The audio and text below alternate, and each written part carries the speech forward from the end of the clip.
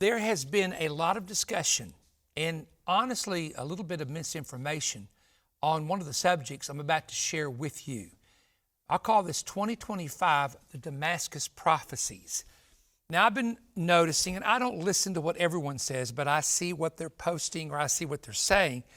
And with some incidents that happened in Damascus, Syria recently, suddenly everybody had it as a major fulfillment of Isaiah or Ezekiel.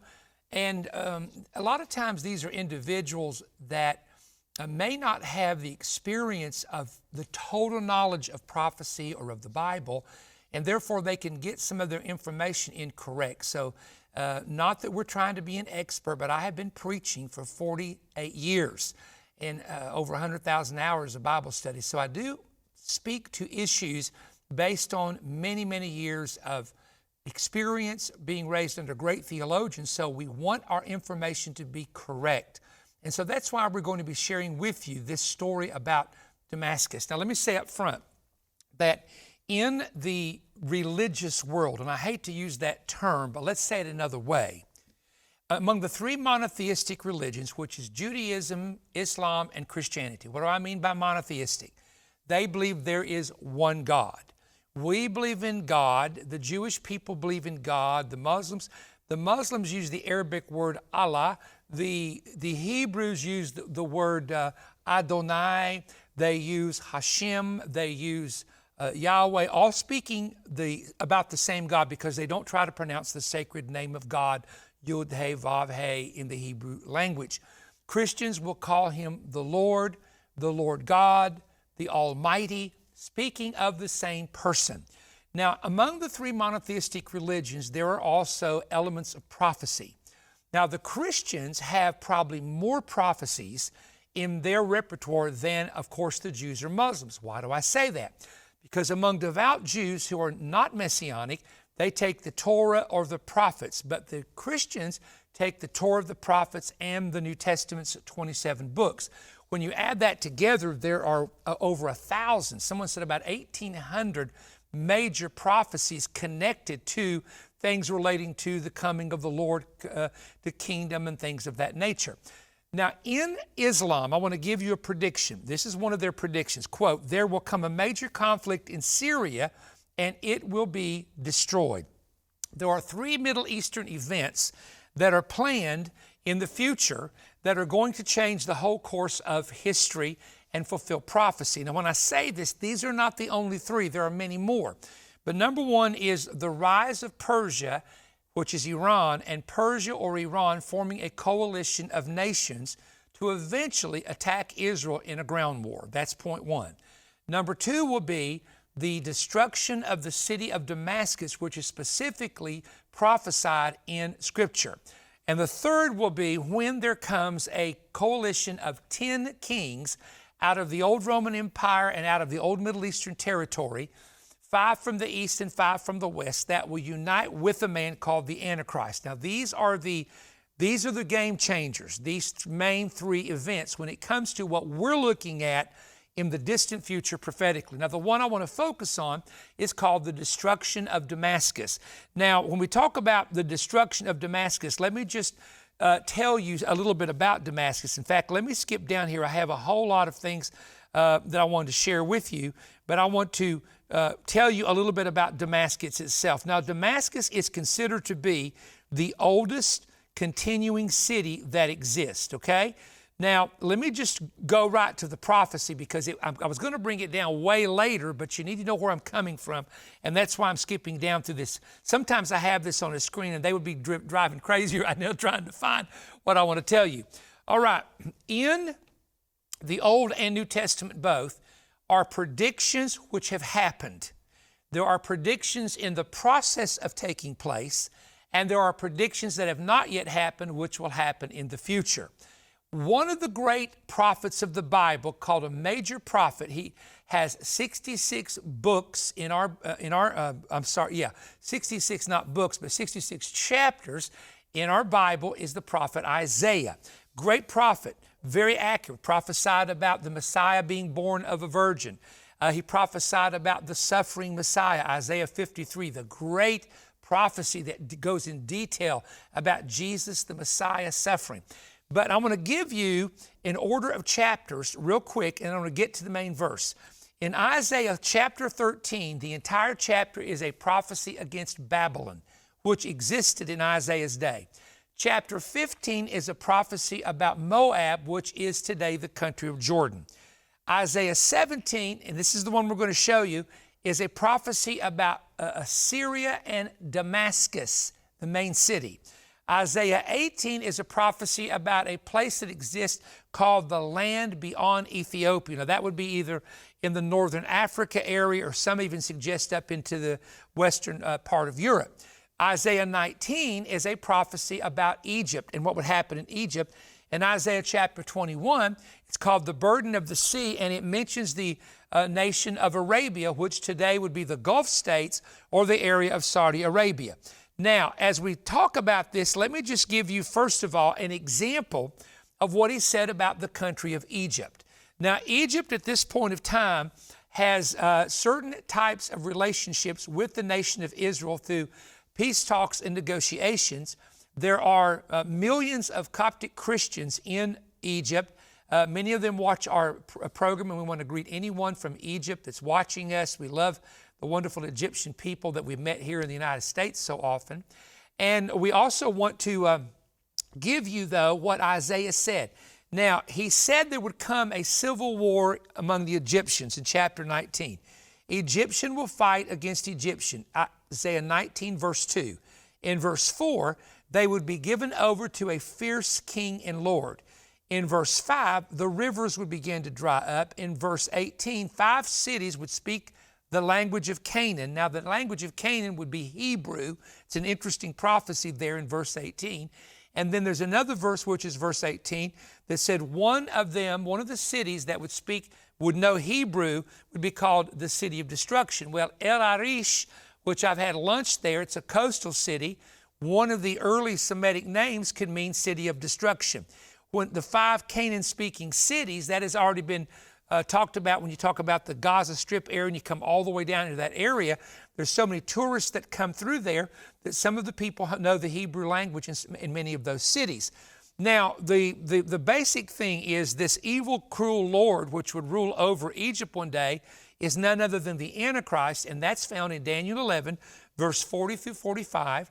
And it says that Egypt, Libya, and Ethiopia would be at the steps of the Antichrist, and he would be over the wealth of Egypt. So this has not happened. All these verses that Isaiah prophesied about maybe 2,500, 2,600 years ago have not yet happened. Actually, it's longer than that. It's more like 2,700 years ago.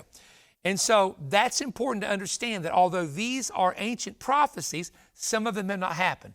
One of them that has not yet happened, that is on the schedule that everybody's talking about, is Isaiah talking about the destruction of Damascus. Chapter 17, verses 1 through 3. The burden of Damascus. Behold, Damascus is taken away from being a city. It shall be a ruinous heap. Now, he names a city here. The cities of Uror are forsaken. They shall be for flocks. They shall lie down. None shall make them afraid. The fortress shall also cease from Ephraim, and the kingdom from Damascus, and the remnant of Syria. Now, there's going to be a remnant that survived this. They shall be as the glory of the children of Israel, saith the Lord of hosts. All right? Now, let me talk about this for a moment. In Genesis chapter 14 and verse 15, Damascus is mentioned, and it's the city where Abraham's servant Eleazar came from. Damascus is about 4,000 years old or a little bit older. And when I say the city, I'm not talking about the buildings that are there now that are hundreds of years old. I'm talking about it has been an inhabited area for 4,000 years. And Abraham came from the Ur of Chaldee and came across the area of Syria. That's where he picked up his servant Eleazar, who was with him up to the time of his death. Now, the word Damascus can come from a Semitic word that means a well-watered area, because Damascus has been from the beginning an oasis because there's water there. Most Muslims consider Damascus, especially if they're Sunni Muslims, They consider Damascus to be the fourth holiest city. Now, among Muslims, Mecca is considered their holiest. Then you have Medina. Then you have Jerusalem because the mosque is there. The Dome of the Rock is there. So the fourth would be Damascus. It has been captured. Now, this is what's interesting. It's never been totally wiped out the way the prophet predicted, but it's been captured by the Egyptians. It was captured by the Assyrians. It was captured by the Chaldeans. It was captured by the Persians. It was captured by the Greeks. It was captured by the Romans. So it has a history of, because of its location, because it is a place that has an oasis and it has water, because all these nomads with their camels and their animals are coming through and passing through. And it was a trade route, by the way. You had the King's Highway that ran through there, and you had another huge highway that ran through there. So it was a trade route. It was a place where there was plenty of water, etc. Now let's get back to the modern time, because man, we could spend a lot of time giving you the history, but I know what you are interested in is the modern time. In 1919, the Syrian government was established, not Assyria, because Assyria was a kingdom and Assyria was an empire. So Assyria was not just Syria. Assyria was Babylon, Assyria, Lebanon. So it was an area. It would be like calling Babylon an empire. No, Babylonia. The Babylonians had an empire of several nations. Babylon was a city. So Syria is a nation, but Assyria in the ancient days was many nations that were under one leader whose headquarters was that area. Now, having said that, I want you to follow me carefully. The capital of, in fact, Damascus was the capital of the Umayyad dynasty of Muslims, and it started in 661, and it went on into the 8th century. And they built a very famous mosque there called the Great Mosque. And it's actually world famous in the Islamic world. So in 1919, the Syrian government was formed, not Assyria, but Syria, which is what we know now, and it was formed and made Damascus its capital. So Damascus became the capital of Syria in 1919, although it existed for thousands and thousands of years as a major city and a major trade route, etc. So it has been attacked in the past, and sometimes vineyards and orchards and things like that were destroyed, but because of the water, it became a place that people did not want to destroy it because they wanted to have it. I mean, that's a desert out there. If you've ever been in that part of the world, it is hours and hours of desert. So you want this. Now, they were spared too because of the ability of paying tribute, and that's a whole nother issue, okay? So it has continued to this day. Now, the Syrians have been involved with wars of Israel. They were involved in the 67 war. They were involved in the 1973 Yom Kippur war. But they began to lose territory every time they fought a war with Israel. They lost the Golan Heights, which was annexed by Israel into Israel and is now considered to be a part of Israel. The Encyclopedia Britannica says this: among ancient cities of the world, Damascus is perhaps the oldest continuously inhabited. Its name, Dimashq in Arabic, is derived from Dimashqa, a word of pre-Semitic origin suggesting that the beginning of Damascus goes back to the time before recorded history. Let me tell you something about that area. According to research I did in 2023, out of 173 global cities, okay, and the global livability of Damascus was the city at the bottom of the list. In other words, it is considered to be the least livable city. Now, people live there, but the least livable city out of 173 global cities. Think about that. Population presently is about 2.3 million people. Now, there's a small Christian community, there's a Muslim community, there's Druze, there's Kurds, and there's other, we call them small sects that live there. And so this is a very historic city. It's a very well-known city. It's a very known city in the Islamic world. Urur, which is the city which is mentioned in the prophecy, is actually located in south-central Jordan today. Now, the land of Ephraim that is mentioned in the prophecy happens to be today in what is called the West Bank, which is the Palestinian territories according to the Palestinians. The remnant of Aram, now all of this is in these prophecies. If you go to chapter 17, the remnant of Aram refers to the Syrian people themselves. And there's a whole background study you can do on that. Then it says the glory of Jacob, that's Israel, will fade. In other words, when that's done, when Damascus is destroyed, Israel is not taking over Damascus. They're not taking over that area. They are back in their land and back in their territory. So I think that's what that has reference to. In Isaiah 17, 4 through 9, a remnant will remain at the time the destruction takes place. Now, when it happens, I'm still in chapter 17 of Isaiah. Here's what it reads in verses 12 through 14. Woe to the multitude of many people which make a noise like the noise of the sea, to the rushing of nations that make a rushing like the rushing of mighty waters.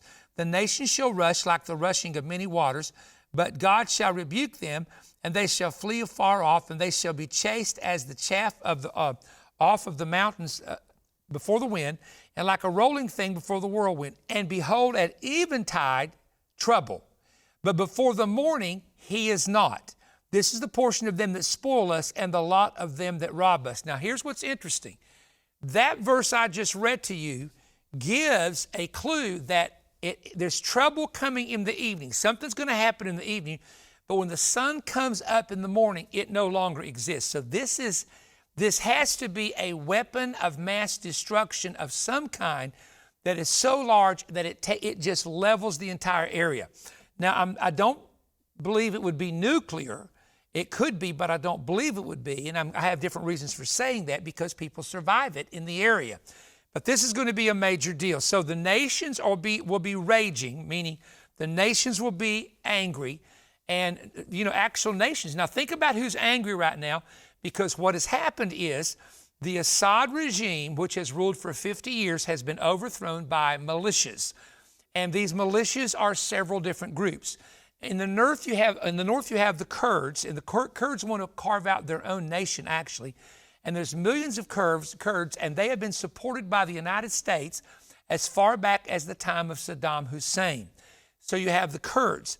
Then you have the Druze, which are a group of people that are predominantly at the border of Lebanon and Israel and the border of Syria. So there is a Druze army, and they are supportive predominantly of Israel because Israel protects the Druze people. Then you also have, in these militia, you have different types of militia. You have more moderate that are called the Democratic militia that are a part of this. And then you have some that were used to be a part of Al-Qaeda that have changed their name.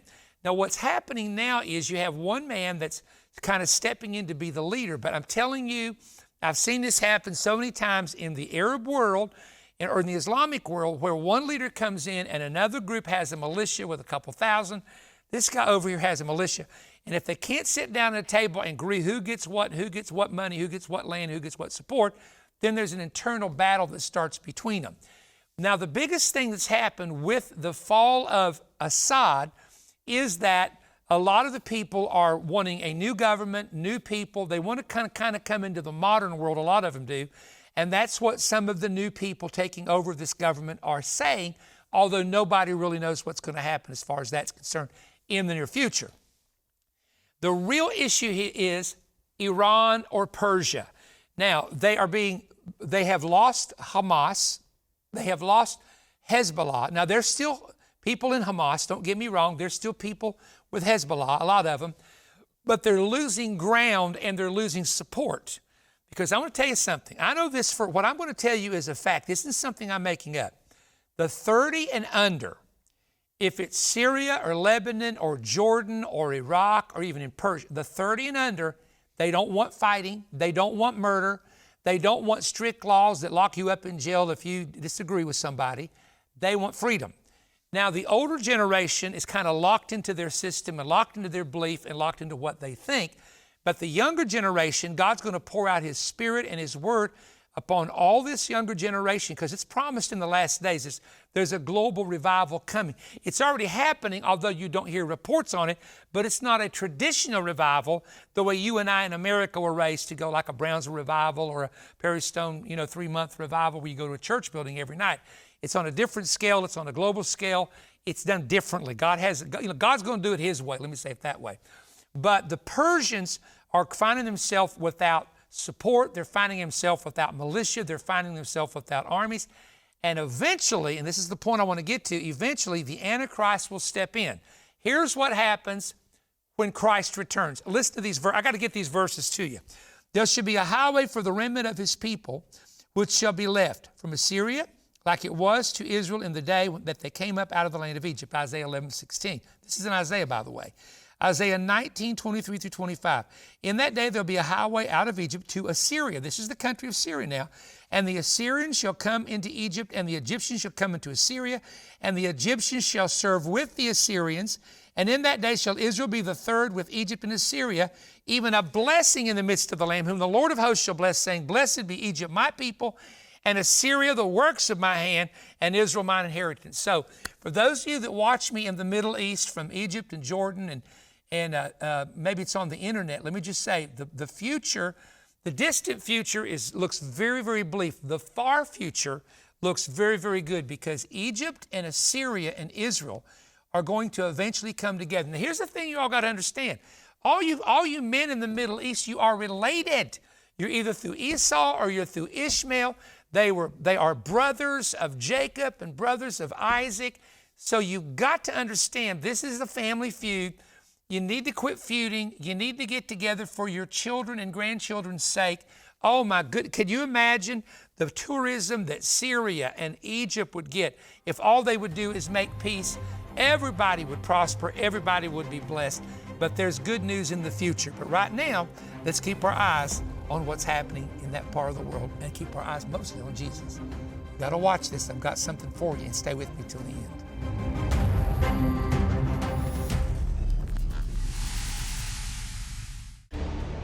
Are you ready to unlock profound prophetic insights and explore the mysteries of God's divine plan? Perry Stone invites you to dive into an extraordinary teaching resource that unravels ancient truths, spiritual warfare strategies, and end-time revelations. Introducing a dynamic collection of audio teachings designed to equip and inspire believers in this prophetic season. This powerful prophetic resource features 3 insightful audio CD sets, plus a bonus CD packed with surprising revelations about the rapture. The first teaching of the 2 CD set is titled The Battle of the Gods and Beasts, and dives into a stunning exploration of ancient false gods and their modern-day spiritual implications. Discover how Christ countered the dangerous idols of the Roman and Greek empires and how these revelations impact spiritual warfare today. The second CD examines the future 2 beasts rising, revealing how 2 demonically influenced men will fulfill key apocalyptic prophecies. The second 2-CD resource, Yahweh's Prophetic Clock, enters the much-debated subject of how God is counting prophetic time to establish the timing of the rapture. This teaching explains the mystery linked with the number 7 and the numerous other prophetic cycles and patterns. This eye-opening 2-hour teaching provides one of the clearest explanations of God's prophetic calendar, offering fresh insights that will deepen your understanding. The third audio teaching, When Angels Show Up, includes 2 compelling messages. The first reveals the angelic covenant of protection, an essential understanding for navigating this dangerous season.